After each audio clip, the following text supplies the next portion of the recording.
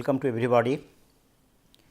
This is module 5, that is design of general purpose industrial helical gear reduction unit. This is part 3.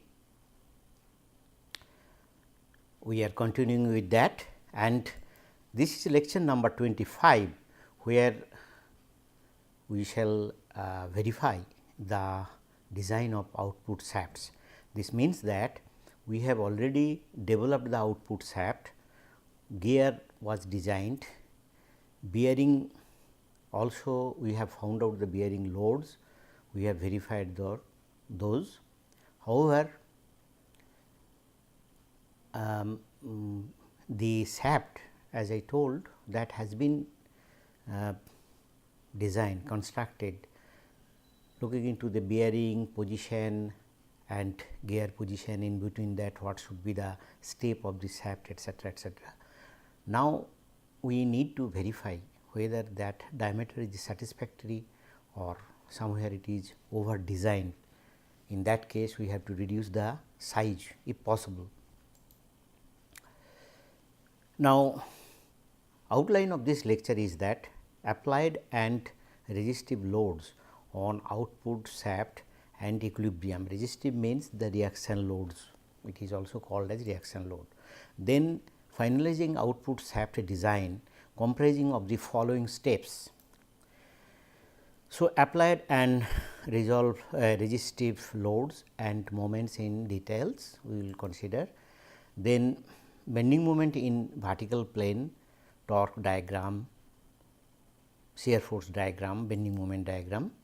Then bending moment in horizontal plane, shear force diagram, bending moment diagram again.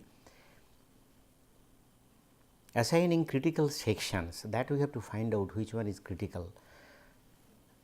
Then that for that section, estimation of bending, shear and direct stress rate at that critical section which we have assumed. It not necessarily we have assumed one, it might be among the 2 or 3 sections, one of that will be critical. So, that first we have to verify. Then shaft design verification by calculating the factor of safety over the yield strength. This means that what is the stress developed, for maximum stress developed in that shaft, it is in proportion to the yield strength, we have to find out a factor of safety. Now, another issue I would like to discuss. Now, axis system is shown, this is the axis system.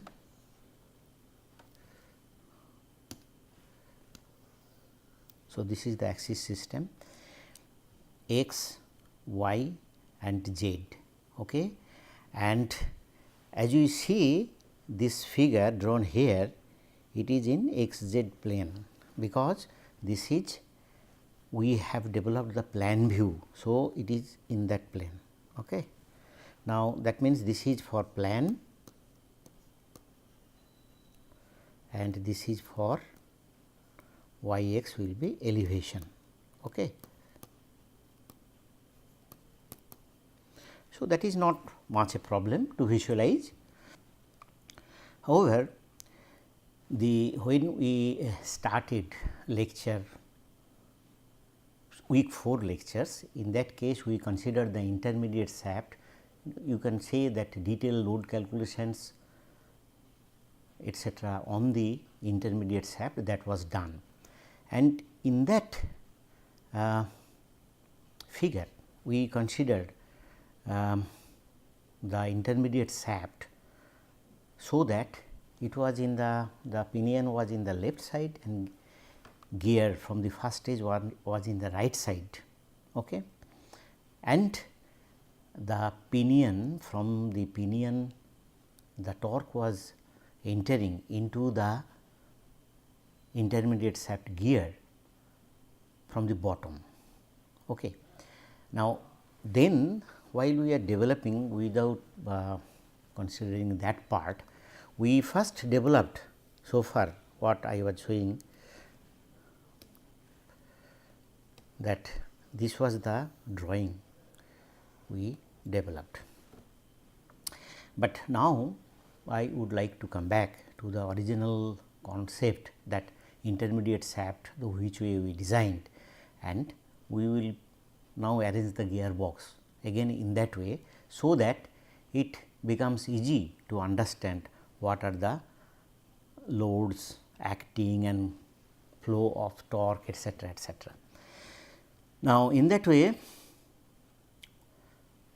we have redeveloped or modified the figure into which is shown in the right hand side. Okay.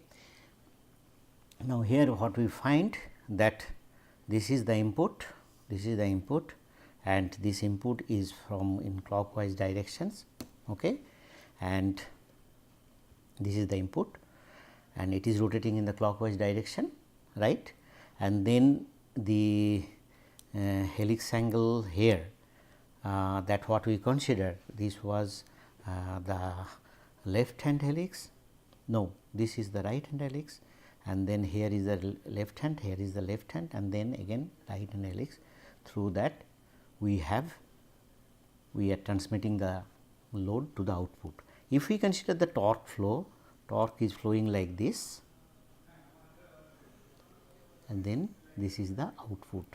So, we can say this is the torque.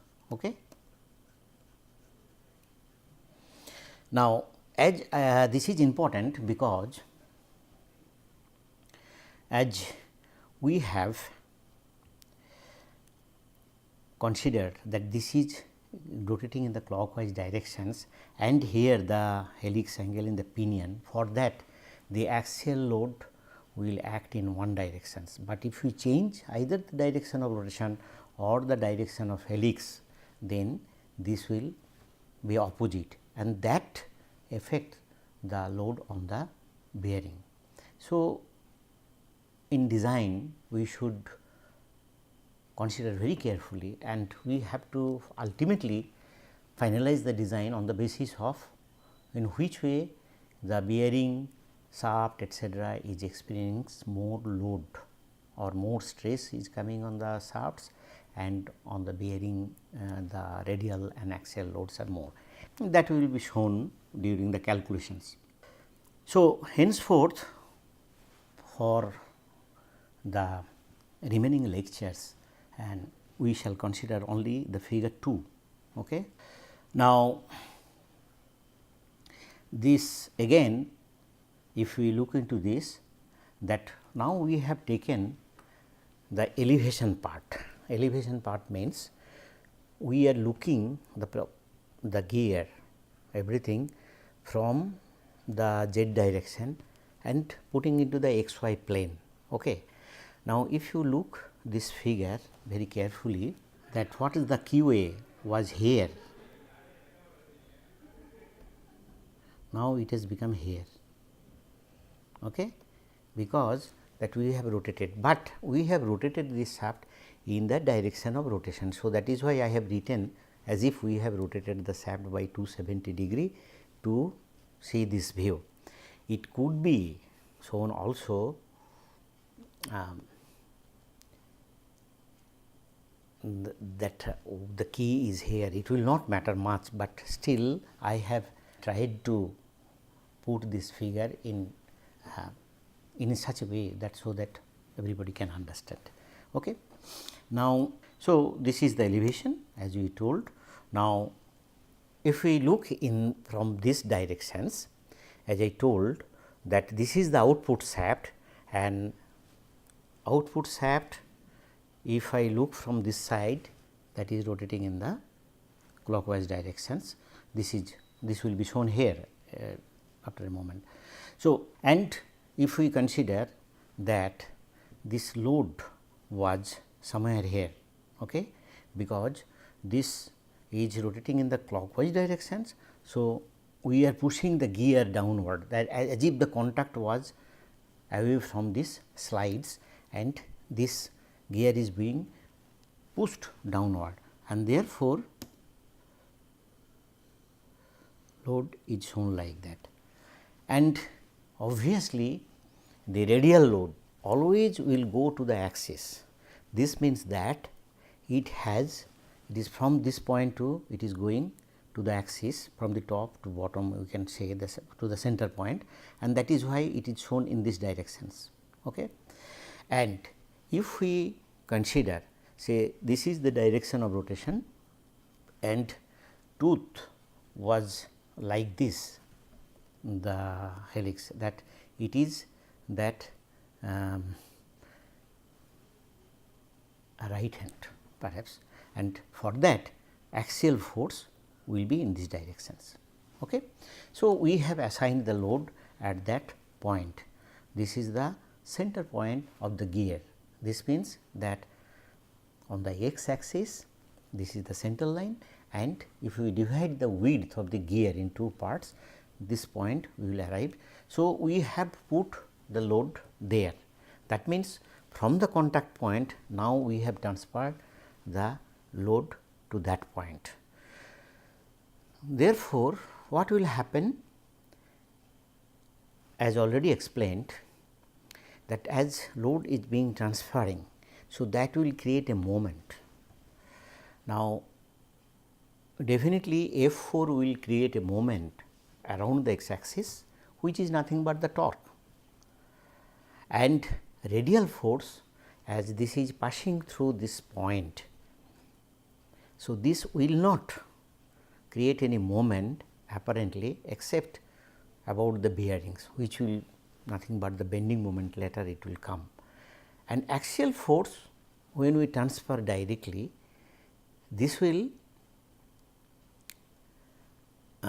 the magnitude of this force will remain same at that axis, but that will create a moment about this vertical axis, which is shown here about this axis.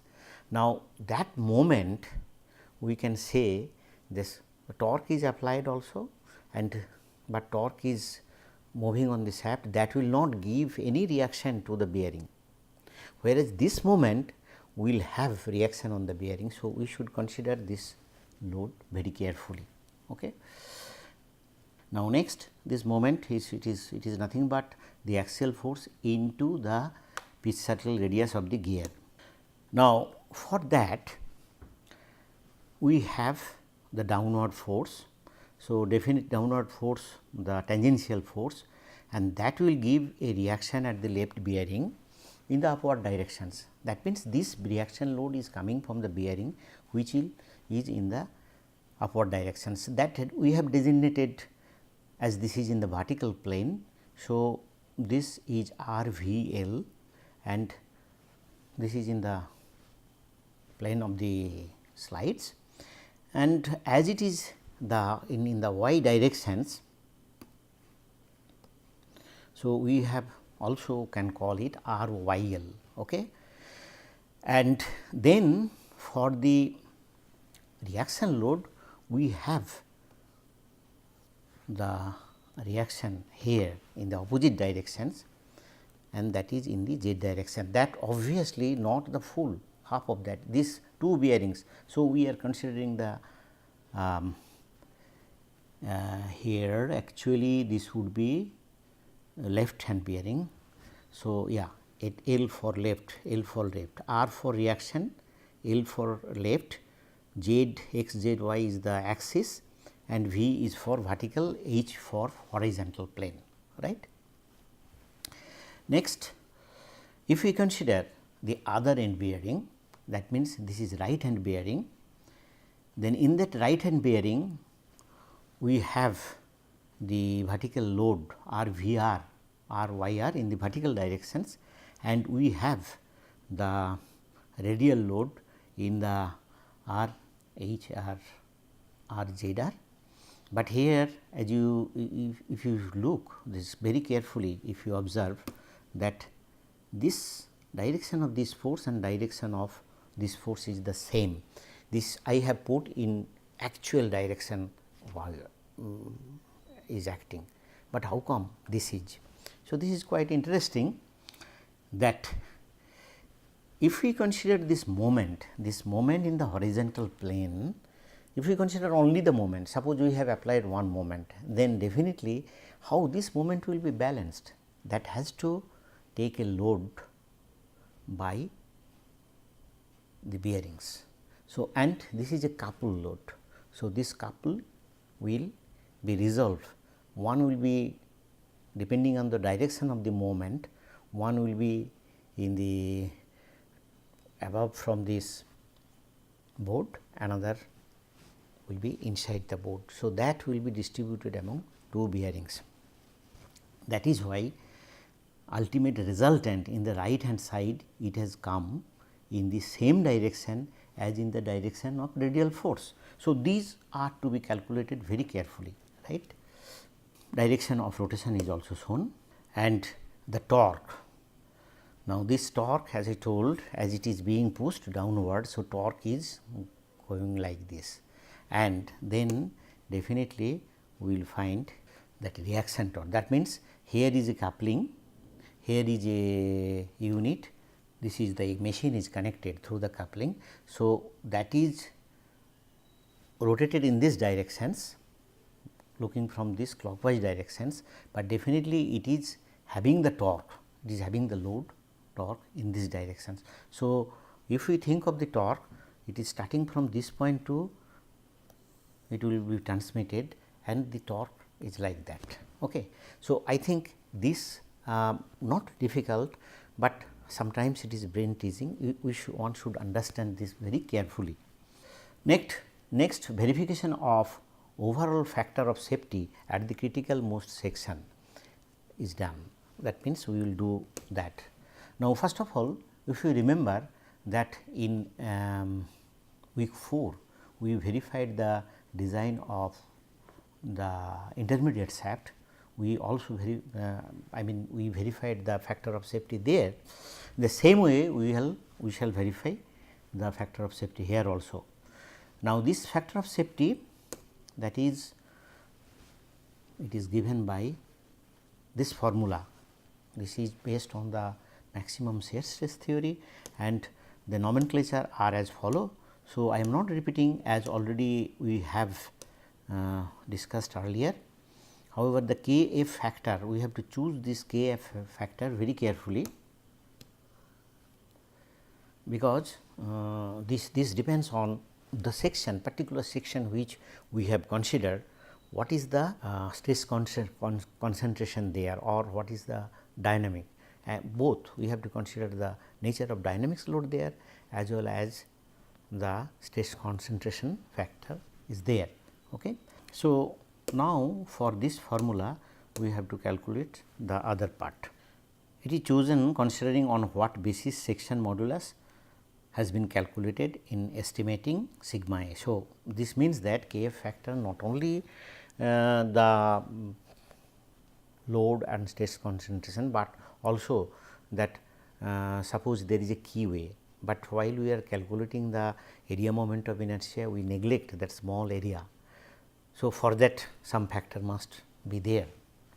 Okay. So, that we should follow very carefully. Now, this is again I have shown that in the vertical plane what are the now the reactions are acting on the shafts. Now, here I would like to mention that on the shafts, now if we consider only one plane, vertical plane, so there is one applied load for a, because there is a single gear, and two reaction load at two bearings. If we consider that, only on that basis we can calculate everything. But here I have shown this also, what is the bending moment that will affect on the shaft. But we should remember, in equilibrium diagram this bending moment will not come. Bending moment is the inner action inside the shaft which develop the stress. It is resistive, but we need not add this to here for the equilibrium of this force equilibrium of this shaft. For the force equilibrium, this 3 force 1, 2, 3 at left bearing, right bearing, and at the center of the gear is enough. I have shown their magnitude, also directions. Positive value means it is in the positive directions, and negative value of this means in the negative direction. That means what the axis we have considered on that basis only. However, while we are drawing the bending moment shear force, we may not follow, only thing we have to follow that if we come from one side to other sides, we should follow one convention only. Okay. For developing shear force bending moment diagram, I have drawn a very simplified things. Remember that this bearing, say ball bearing we have used, ball bearing is not a spherical bearing. That means, if we put a shaft axle inside that bearing and if you try to rotate, it will not rotate. So, in true sense we should consider that as a rigid support, but only that can rotate of course about the x axis, but because this is bearing. But for small deflection of such shaft, we can consider that is a simply support, that is for the simplicity of the calculations, but due to that error is negligibly small, because all such bearings that can take small spherical actions. That means, this axis in the x direction shaft and that can rotate about the say y axis, or maybe you can consider the z axis a little bit. Therefore, we can consider this is a simply supported, and as you know, in the simply supported beam I have presented here this simply supported beam like this. Here is one support, here is another support. Now, in earlier design, as we told that load at the bearing near the gear or near the pinion will be more than other sides while we are resolving this force. Therefore, intentionally we will make the arrangement such that the axial load is taken by the far end bearing, where the radial load and tangential load components will be less. So, in that way I have shown here as if this is fixed. This does not mean it all axes are fixed. This is only to present the simply supported beam, but this at this point this shaft cannot move or beam cannot move this way or that way along the x direction, it cannot move. Whereas, on the other hand it is on the ruler. So, this can move okay, leftwards or rightwards, right. Dimensions are also given, and then we have shown there the load in the vertical plane, and then finally, first we have shown here the torque diagram. Okay. This is the torque. Now, in the torque diagram, as if we are showing that, as earlier we told, the torque is entering like this and it is going out, right. So, here also torque is entering here and it is going out. So, this magnitude, some magnitude we have taken in a scale and we have shown, but truly speaking this torque will gradually increase to a point. This is the width of the gear, and if we consider the uniformly distributed load, it will gradually increase and then it will move in this direction. This torque diagram here we have ended it like this, because the torque is being transmitted to the output shaft. This is just to have an idea what is the torque is coming on the shaft. That means, if we consider from this portion to this portion, then we have to consider torque. If we would like to consider a left hand side, then probably we can reduce the amount of torque proportionately in this form.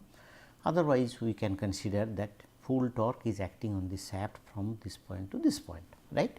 The bending moment diagram. In this case, if we consider the strictly this axis conventions, probably this may be a little different, but general convention is that if the load is coming from the top and support is from the bottom, and then in that case the shaft will bend like this, and for that we will consider that this is the shear force diagram. That means, we will consider from this point, left point, and then it is in the upward directions, the magnitude, same magnitude is it will come here, it will come up to this point and then it will drop down by 4377, that means this is up to this point in the negative directions, and then it will again it will go on and there it will go off and this magnitude is shown here.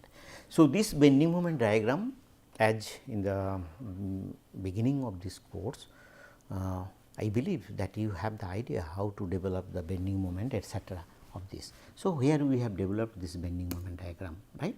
Next, the moment, bending moment. For bending moment calculation, for say such a simple case, this we shall simply consider the any load and up to the midpoint, because this is clear that bending moment will be maximum. What we have done here, we have considered the lap load, this one, and then this distance, this one, and we have got this bending moment is about this much, and then this curve becomes very simple.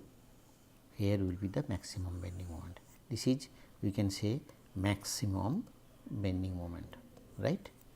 So, we know the vertical plane, what will be the bending moment, what is the shear force and torque. Now, again I repeat that why we are doing in this horizontal plane and then vertical plane, then horizontal plane. The reason is that this force is acting, resultant force is acting not in the same plane, these are at different plane. So, if we had to calculate the, if we had to present the bending moment, it is very difficult that this bending moment curve will be twisted, and that cannot be present in this as a plane of paper. Okay. So, 3D view is required for that, and to make it very simple, because our concern is that we will calculate the maximum bending moment. So, we have developed into two different plane. So, this is bending moment diagram. Now, we have considered the horizontal plane. Now, in this horizontal plane, this radial load is shown here.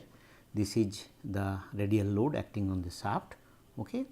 And due to that the components are, this is the radial load. So, component for that load is these two, okay, that we have calculated earlier. Now, there is a coupling also. This moment is acting, as the moment is acting over here, due to this moment we get a coupling force here at these 2 points. No, this is the taking the moment about L support, we have calculated this one first, this one. This is the component of this one. Okay. Now, we have considered the moment which is acting over there due to the axial force. Now, this will be resolved into, this is balanced by a couple, and that couple are calculated, one is in this direction and one is in this directions. Now, as if we look into the magnitude, this magnitude is more than this, and that is why resultant ultimately that will be in these directions only. So, this means that in these two bearings the reactions are in the opposite direction, and here is the final force. But how then the shaft is balanced? Shaft is in its position or balanced because of the reason there is a moment also.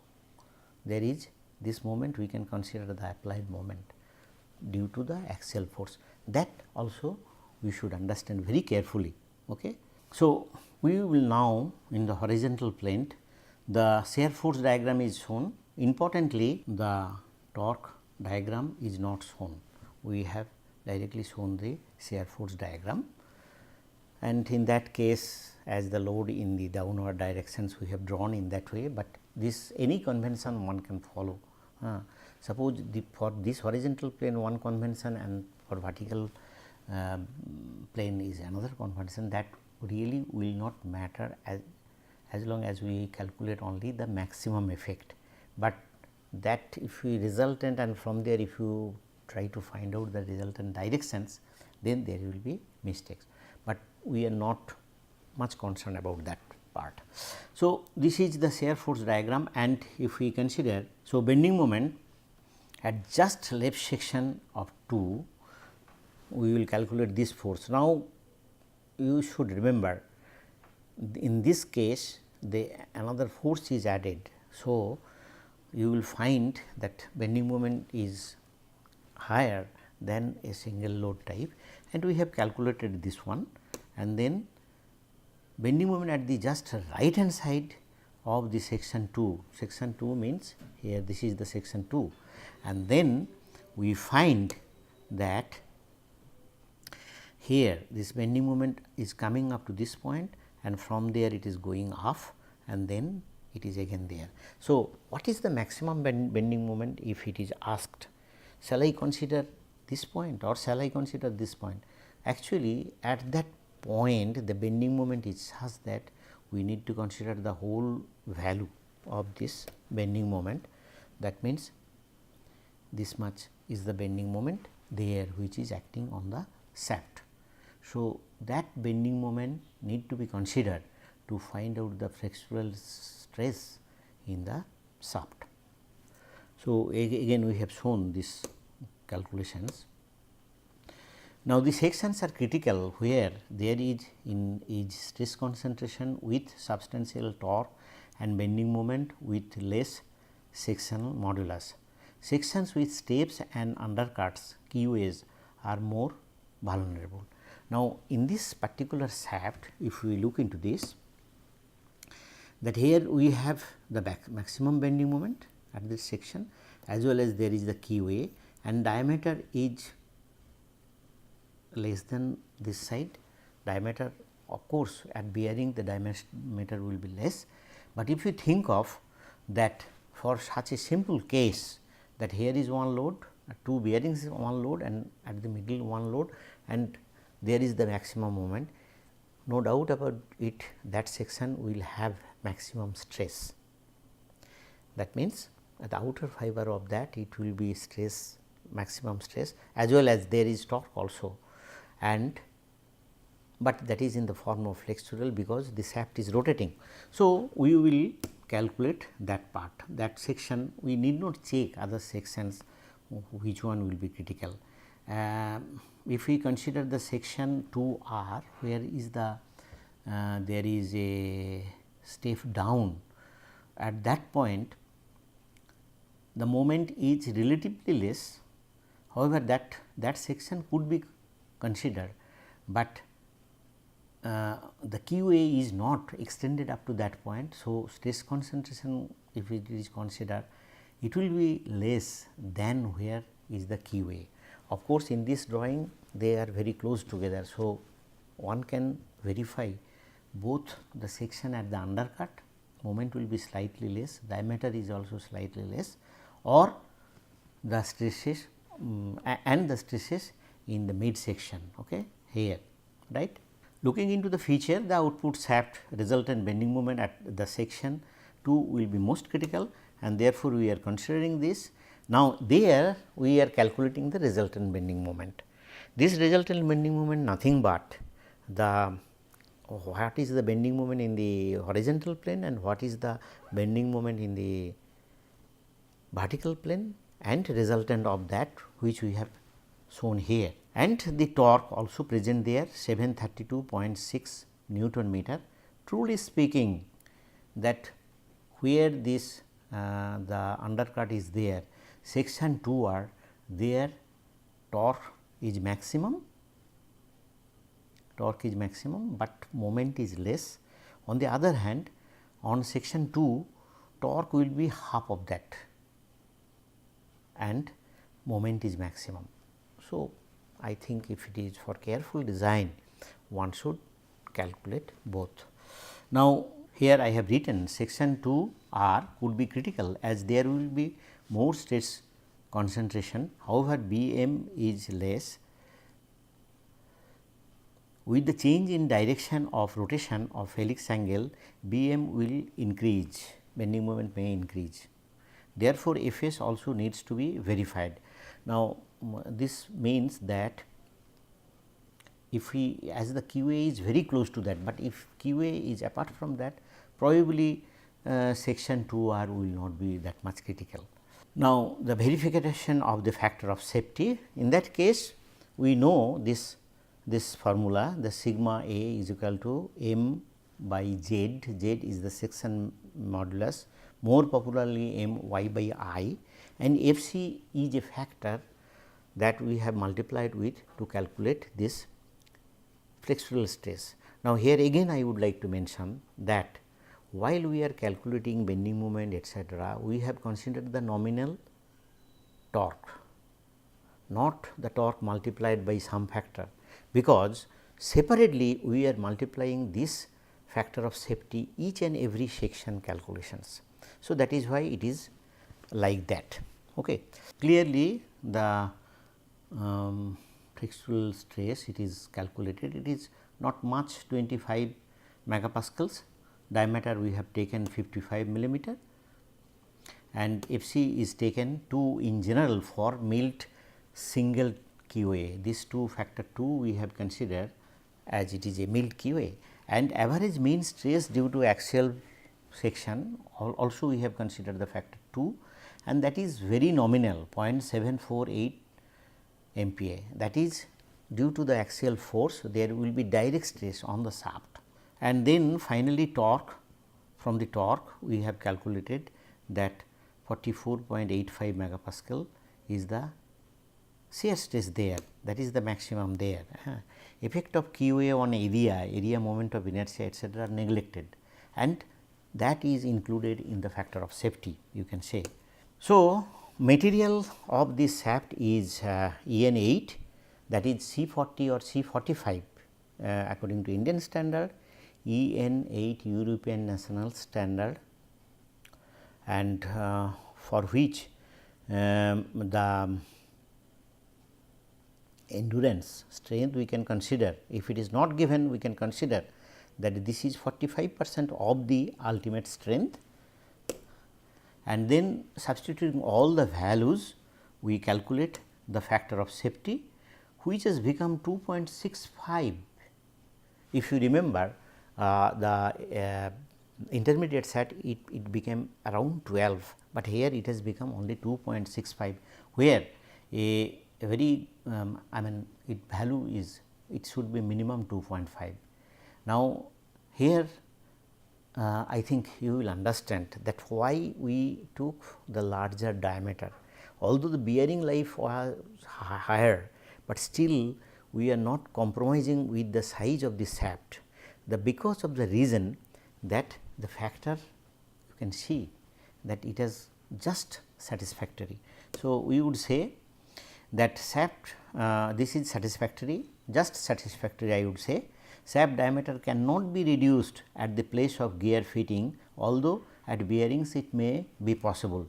Now, one possibility is that keeping that gear sections intact, that is 55 millimeter, and the bearing section what we have taken 50 millimeter, we can reduce that to 45 millimeter as well, and we can choose another bearing, maybe this bearing from the same series or maybe from the lower series, and for which the bearing life will be less, but still it may be more than 10,000 what we wanted, and in that way slight modification of this design can be done. That for that we need not go for the calculations.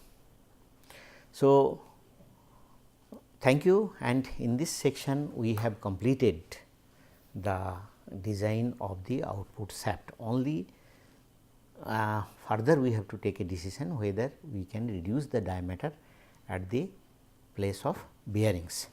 Thank you once again.